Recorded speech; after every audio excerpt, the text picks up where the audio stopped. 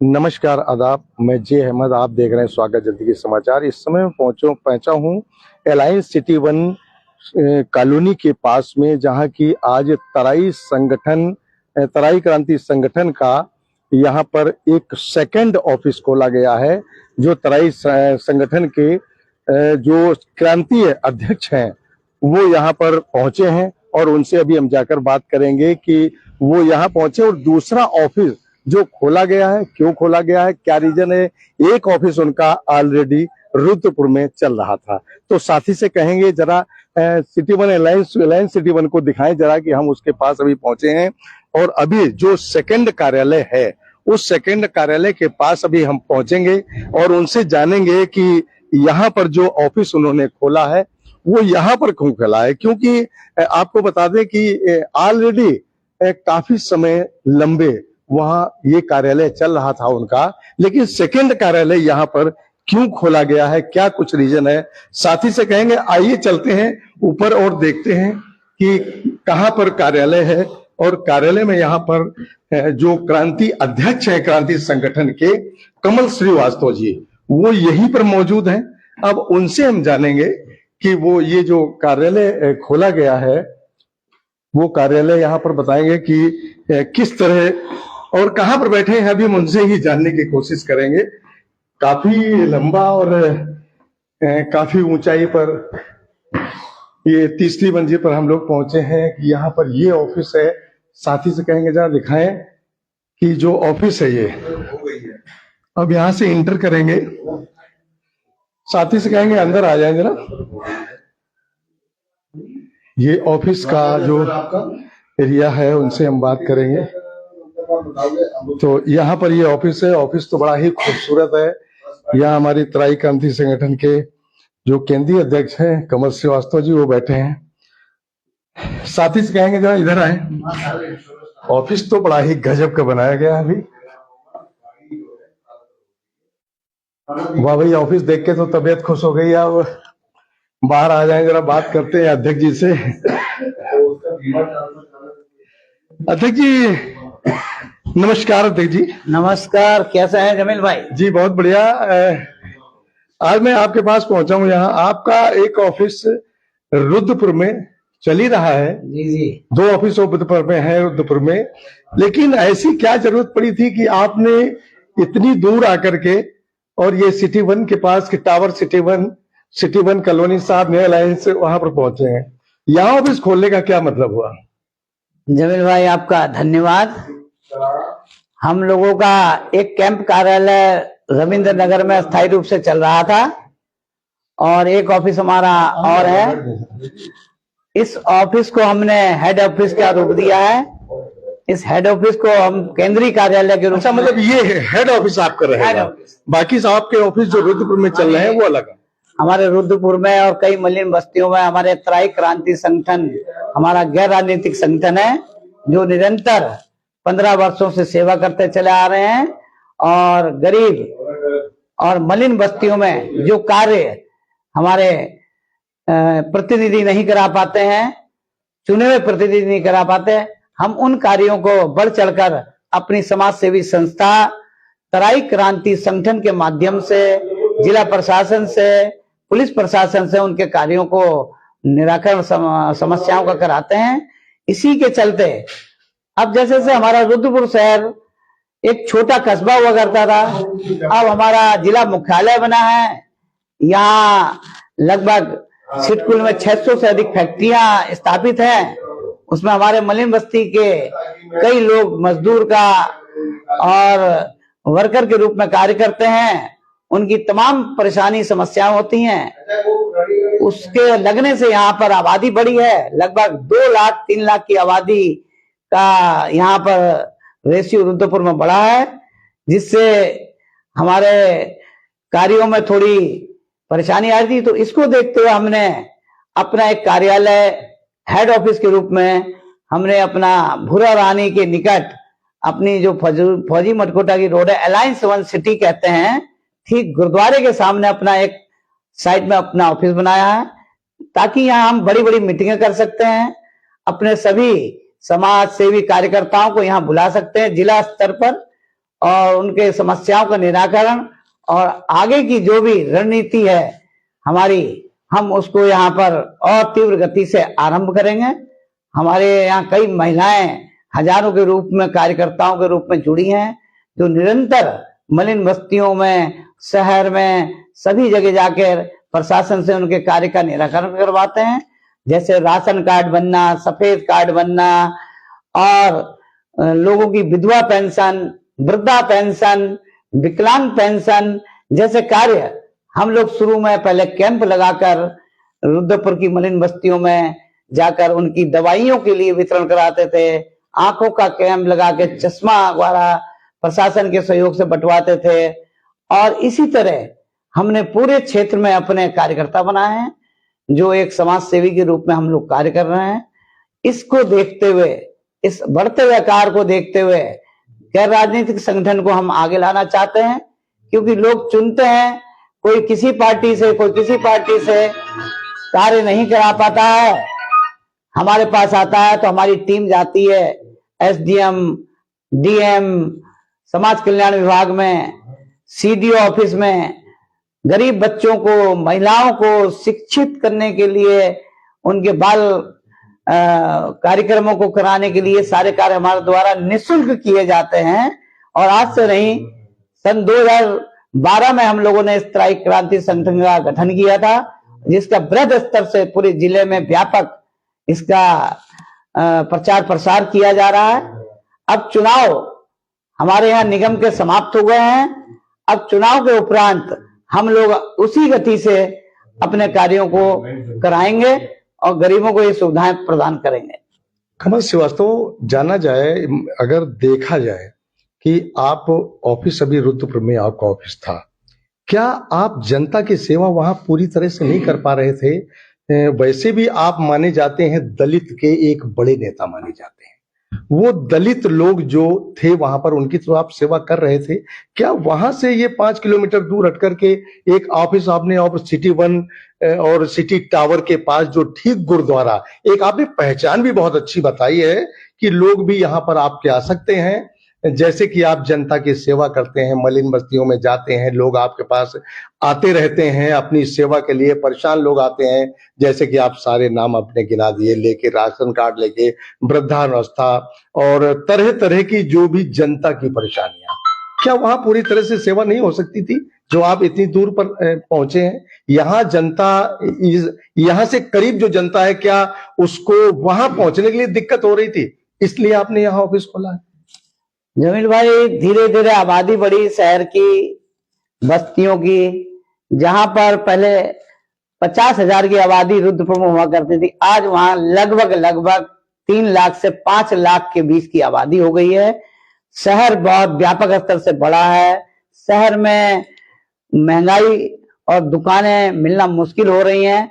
हमारे मित्र, हमारे संगठन के केंद्रीय महामंत्री हरपिंदर सिंह खेरा हैं, वो निरंतर हमारा सहयोग करते हैं। तो हम लोगों ने आपस में बैठ के प्लानिंग करी कि अब हमें भी एक बड़े ऑफिस की आवश्यकता है, जिसको लेकर शहर में कहीं इतनी बड़ी जगह नहीं थी, पार्किंग व्यवस्था नहीं थी। सबसे मेन तो पार्किंग व्यवस्था की बात है कि अब हम किसी की मीटिंग बुलाते हैं तो शहर में कहीं दफ्तर लेंगे तो वहां जाम की स्थिति बनी हुई है, भीड़ भाड़ की स्थिति बनी हुई है, और पुलिस प्रशासन द्वारा गाड़ियों का चालान कर दिया जाता है। ऐसी तमाम समस्याओं को हमने देखते हुए शहर के पास भूरा रानी शहर अब कोई दूर नहीं रह गया है, हमारा निगम क्षेत्र में ही है।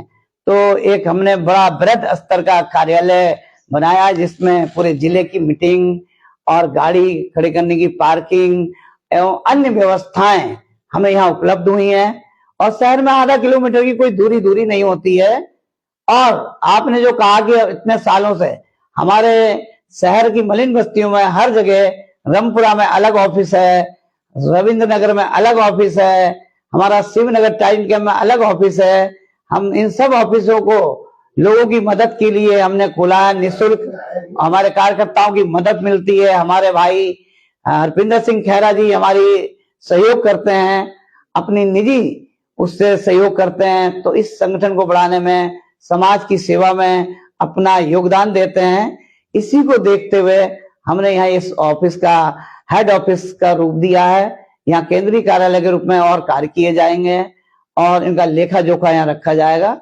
इसको देखते हुए हमने यहाँ पर ये बृहद स्तर का एक ऑफिस का निर्माण किया है। देखा जाए आपने निर्माण तो किया है, आप समाज में वैसे भी दलित नेता कहे जाते हैं आप दलितों की आप सेवा करते हैं, अभी भी आप सेवा की ही बात करते हैं।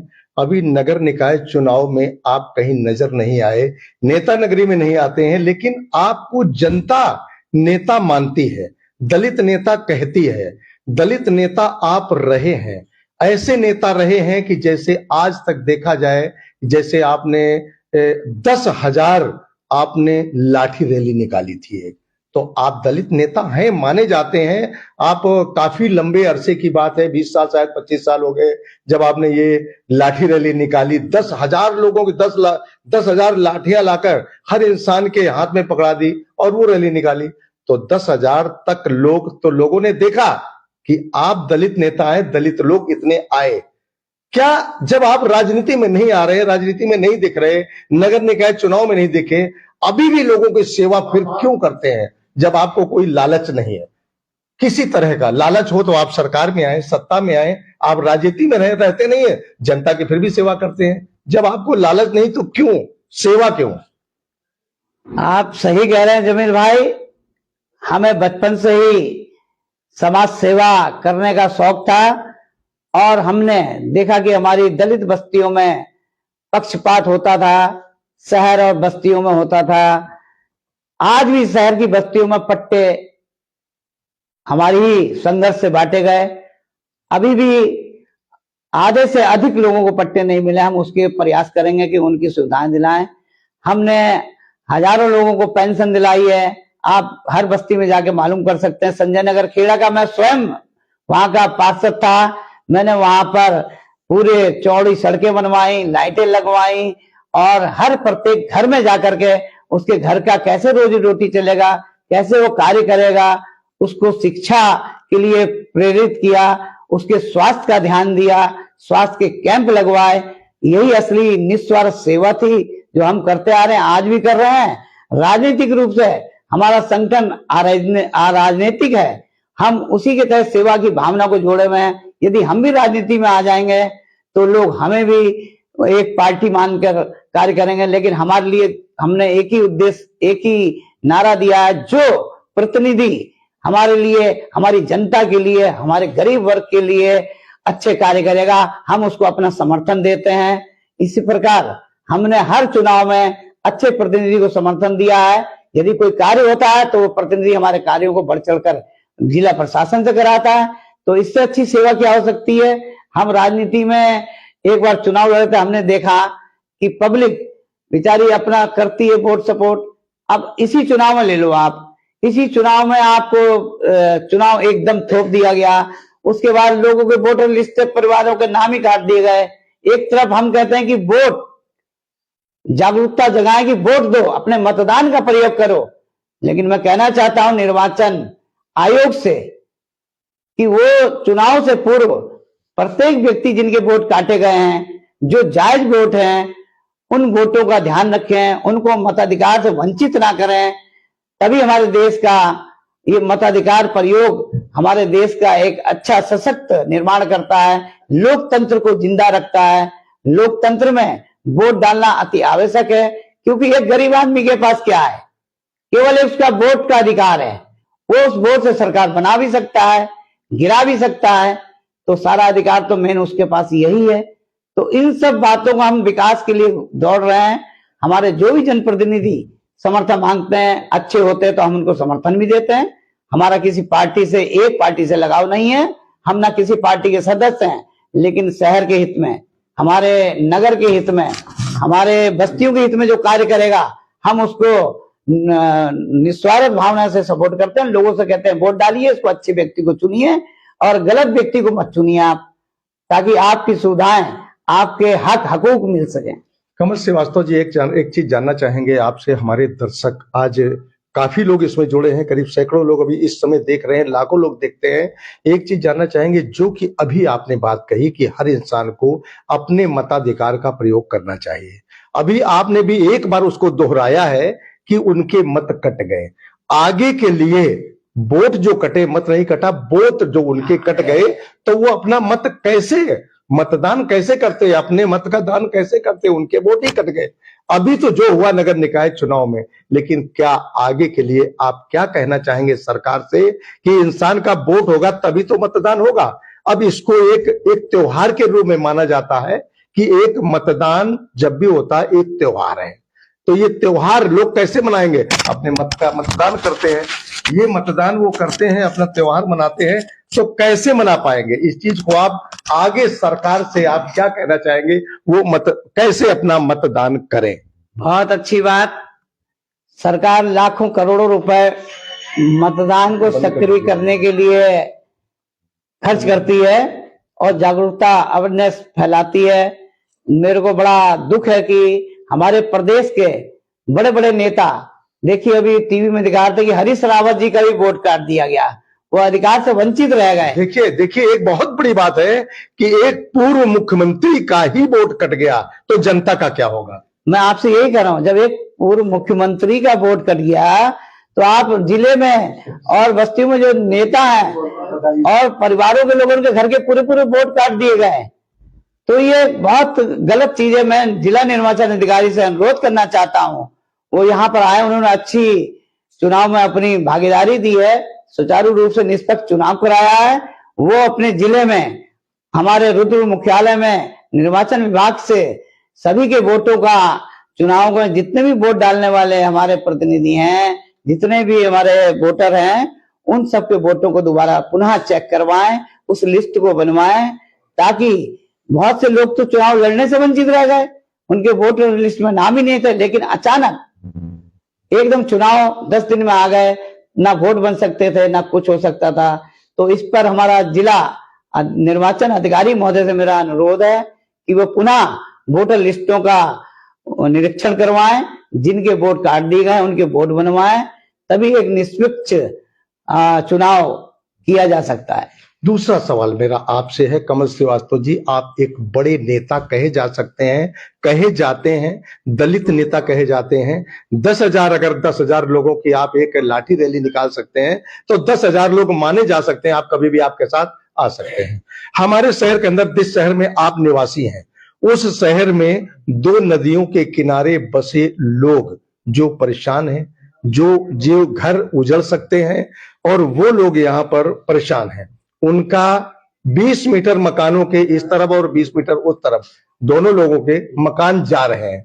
उसके लिए अब जो नगर निगम में सरकार में आए लोग हैं, जो लोग नगर निगम को चलाएंगे, विकास शर्मा जी पहुंचे। विकास शर्मा जी से कैसे आप अर्ज करेंगे जनता के लिए कि जो बैगुल नदी और कल्याणी नदी के दोनों तरफ 20-20 मीटर जगह जा रहे, उनके मकान जा रहे हैं, कैसे उसको रोकेंगे अपनी जनता के लिए, दलित जनता के लिए?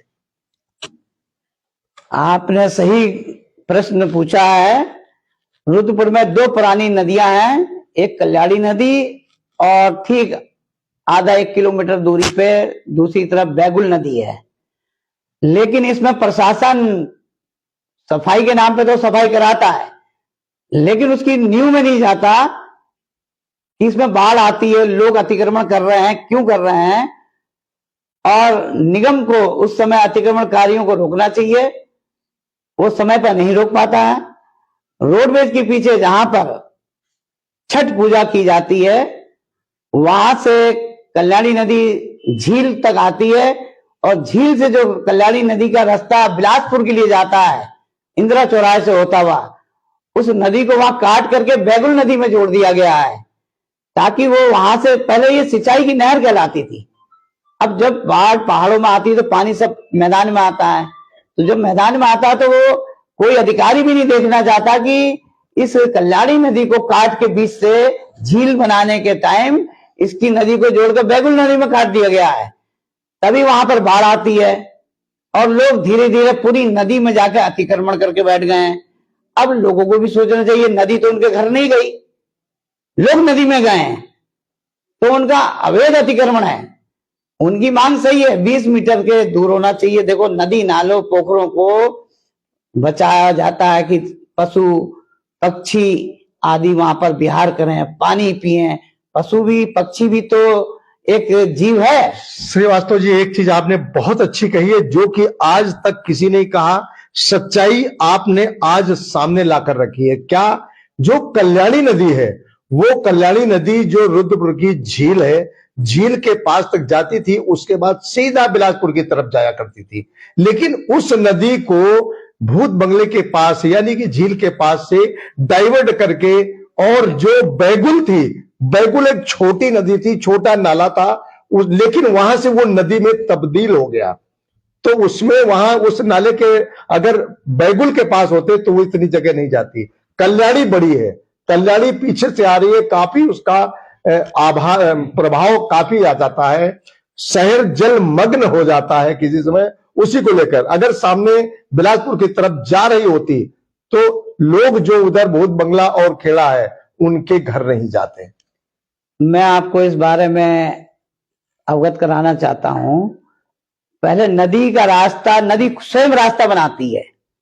नदी के रास्ते को आप काट देंगे तो स्वाभाविक है कि पहाड़ों पर जब बारिश होती है, मूसलाधार बारिश होती है, उसका पानी सीधे पहाड़ों से हल्द्वानी, हल्द्वानी से मैदानी क्षेत्र में आता है। जब मैदानी क्षेत्र में उसका धारा प्रवाह बढ़ जाता है, पहले कभी बाढ़ नहीं आती थी। अभी हाल में 10-15 साल हुए हैं इस झील को बने हुए, और झील के पास से लोगों ने उस नदी को जो काट के बैगुल नदी में मिलाया है, तो वहां पर आबादी बसी हुई है, खेड़ा बस्ती बसी हुई है, वहां पर आपके भूत बंगला की बस्ती बसी हुई है, ऊपर आपके जगतपुरा की बस्ती है, अटरिया मंदिर के पास की बस्ती है। जब पानी एक साथ इकट्ठा होता है और नदी को धारा प्रवाह रास्ता काटने के बाद जब बैगुल नदी में काट दिया गया है, तो इंदिरा चौराहे की तरफ पानी ही नहीं जाता है नदी में, जिससे नदी सूख गई है और पानी उधर बाढ़ के रूप में चला जाता है। ताकि लोग बाढ़ के, अभी 3-4 साल पहले की बात है, जब बाढ़ आई तो कईयों के घर, सिलेंडर, बक्से सब उसी धारा प्रवाह में बह बह के बैगुल नदी में आ रहे थे। फिर भी मैं कहना चाहता हूं कि नगर निगम में नए मेयर हमारे विकास शर्मा जी चुने गए हैं। मैं उनसे भी लिखित रूप में अनुरोध करूंगा, इस नदी को स्टेट लेवल जैसे पहले आ रही थी कल्याणी नदी, इसको वैसे ही नहर, सिंचाई नहर को रहने दें, उसका रास्ता ना काटें, ताकि रुद्रपुर में कोई बाढ़ और गंभीर बाढ़ का कुरूप ना देखने को मिले। इस समय रुद्रपुर शहर के अंदर चर्चा चल रही है विकास की। विकास की चर्चा हो रही थी कि विकास विकास विकास नहीं हुआ, विकास हुआ। अब विकास खुद आ गए हैं, यानी कि विकास खुद आ गए हैं विकास शर्मा जी, जो कि मेयर आकर के बैठ गए हैं। अब शायद उम्मीद जागेगी कि विकास होगा। ऐसा लोग कहते हैं कि अब विकास होगा। आपका क्या कहना है? विकास शर्मा जी क्या विकास करेंगे?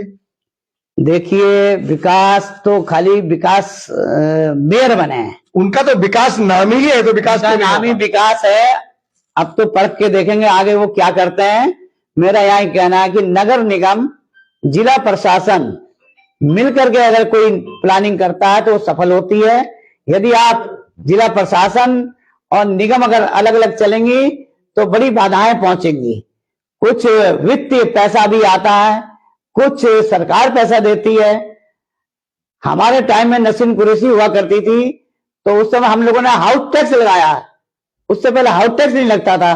तो आज नगर पालिका की जो इनकम है, जो आज कर्मचारियों की तनख्वाह है, उसी हाउस टैक्स से निकाली जाती है। हम लोग सरकार के ऊपर निर्भर नहीं है। लेकिन अब निगम में आबादी बढ़ गई, क्षेत्र बढ़ गया, विस्तारीकरण हो गया, सफाई कर्मचारियों की कमी हो गई और अधिकारियों की कमी हो गई। इसको विकास जी से हम अनुरोध करेंगे कि वो कर्मचारी, उन्होंने खुद भी कहा है कि मैं अगर मेयर बनता हूं तो मैं शहर में सीवर की लाइन और उजाड़े हुए बेरोजगारों को, गरीब लोगों को, बस्ती के लोगों को रोजगार दूंगा और उनका भला करूंगा। ऐसे तो पहले भी कई मेयर आ गए, उन्होंने प्रयास किया, लेकिन उनके आधे प्रयास हुए, आधे नहीं हुए। अब देखते हैं कि अब विकास जी कैसा विकास करते हैं। हम लोग उनको लिखित रूप में भी देंगे, उनसे अनुरोध भी किया है।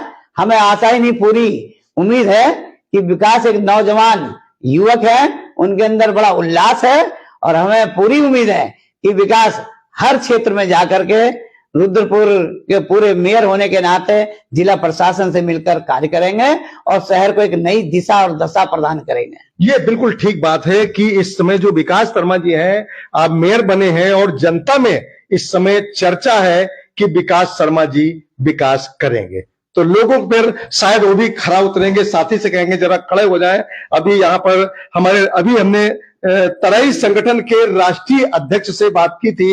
अब हम बात करेंगे जो हमारे केंद्रीय अध्यक्ष हैं, केंद्रीय हरपिंदर सिंह खैरा जी से हम बात करेंगे। आप इधर आए तो साथी से कहेंगे जरा बैठ जाएं और दिखाएं।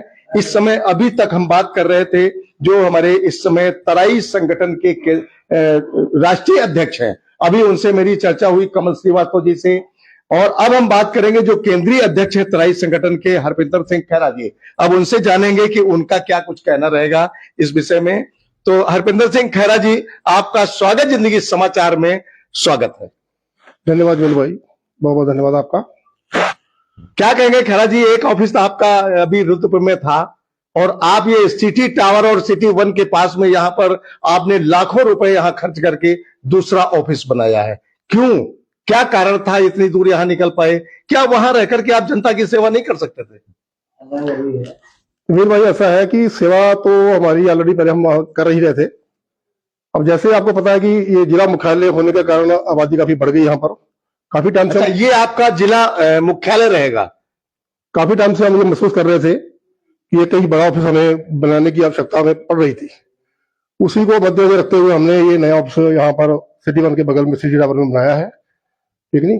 बाकी सारी चर्चा भाई साहब ने आपके साथ कर दी है और बाकी शुभकामनाएं। नहीं, शुभकामनाएं ऐसा नहीं छोड़ेंगे यार हरपिंदर सिंह खैरा जी, हम आपको ऐसे नहीं छोड़ेंगे इस समय। देखिए, आप एक समाज में अपना आपका नाम है, आप अपने नाम से पहचाने जाते हैं, काम से पहचाने जाते हैं, जनता दौड़कर आपके पास आती है, रात के 12-1 भी बजा होता है, कई लोग मैंने आपके पास भेजे हैं, आपके पास आते हैं और उनके कार्य आप कराते हैं। कोई भी कार्य होता है आप उनको कराते हैं, थाने में जाने हुआ, कहीं जाने हुआ, राशन कार्ड, पानी, बिजली, बूढ़ा कहीं गिरा कहीं उठा, सारे आप काम करते हैं। तो आप उन लोगों का धन्यवाद कैसे करेंगे जिनकी अब तक सेवा कर चुके हैं, जो आपकी प्रशंसा बराबर करते रहते हैं, उनके लिए क्या कहेंगे? उनका तो निरंतर पहले भी काम करते रहे हैं, अभी आगे भी करते रहेंगे। जहां तक ऑफिस की बात है, ये कि इसकी हम आवश्यकता महसूस कर रहे थे, इस वजह से जहाँ एक नया ऑफिस हमने यहाँ बनाया है। सेवा हमारी वहां भी चलती रहेगी, यहाँ भी चलती रहेगी। तो वो सेवा आप करते हैं, आप भी सेवा करते हैं, लेकिन अब अभी अगर देखें तो नगर निकाय चुनाव हुए, बड़ी सरगर्मियां तेज रही, दोनों प्रत्याशी, मेयर प्रत्याशी दोनों आमने सामने रहे, भयंकर तरीके से उनके साथ एक दूसरे के साथ वो चुनाव लड़े। इस समय विकास शर्मा जी मेयर बन चुके हैं। अब उसी जनता का जिसकी आप सेवा करते हैं, अगर मेयर से काम पड़ता है विकास शर्मा से, तो उनसे उस जनता का कैसे कार्य कराएंगे? विकास शर्मा से मुलाकात हुई, आप करेंगे या मिलने जाएंगे? जनता के काम किस तरह कराएंगे? सबसे पहले तो मैं विकास शर्मा जी को मेयर बनने पर बहुत बहुत बधाई देता हूँ। और काम तो हम जैसे सर पहले भी करते आए थे, पहले भी पूर्व में जो मेयर थे उनसे भी हम करवाते आए हैं, ठीक है ना। आगे भी आवश्यकता पड़ेगी तो विकास शर्मा से मिलकर भी काम कराए जाएंगे, काम में कोई कसर नहीं छोड़ी जाएगी। जी, बहुत अच्छी बात है। हरपिंदर सिंह खैरा जी ने अपनी बात कही कि उस जनता की, जिस जनता की हम सेवा करते हैं, क्योंकि एक हमारे जो तराई क्रांति संगठन के राष्ट्रीय अध्यक्ष हैं, उन्होंने जनता की सेवा बराबर की। उन्हीं के साथ रहते हुए हमारे केंद्रीय अध्यक्ष हरपिंदर सिंह खैरा जी, वो भी बराबर जनता की सेवा करते रहते हैं। अभी भी वो कहते हैं जनता की सेवा हम बराबर करते रहेंगे। तो मैं अभी यहाँ पर और भी हमारे साथ जो लोग बैठे हैं उनसे कुछ ना कुछ जानकारी लेंगे कि वो क्या कुछ कहेंगे। भाई साहब, जैन साहब, जो हमारे जैन साहब हैं, जैन साहब से हम जानेंगे। जैन साहब, मैं भी यहाँ पर अभी से आपके साथ पहुंचा हूं, आप भी यहाँ ऑफिस में हैं। एक बार आप इधर बैठ जाए, क्योंकि आप बैठेंगे नहीं तब तक आपसे एक मिनट। आ जाइए आप आ जाइए। हमारे साथ इस समय इसमें जी जैन ट्रांसपोर्ट के एमडी, जैन ट्रांसपोर्ट के एमडी साहब ये बैठे हुए हैं। आज हम दो अशोक जैन जी, जिनसे हम आज वार्ता करेंगे। दर्शकों, आप देख सकते हैं, क्योंकि वो भी एक माने जाने इंसान है, उनसे जानेंगे कि वो जो भी अपना कार्य करते हैं उस कार्य को बताएंगे। तो सर, क्या करते हैं, आपका क्या कार्य है? ट्रांसपोर्ट का काम है।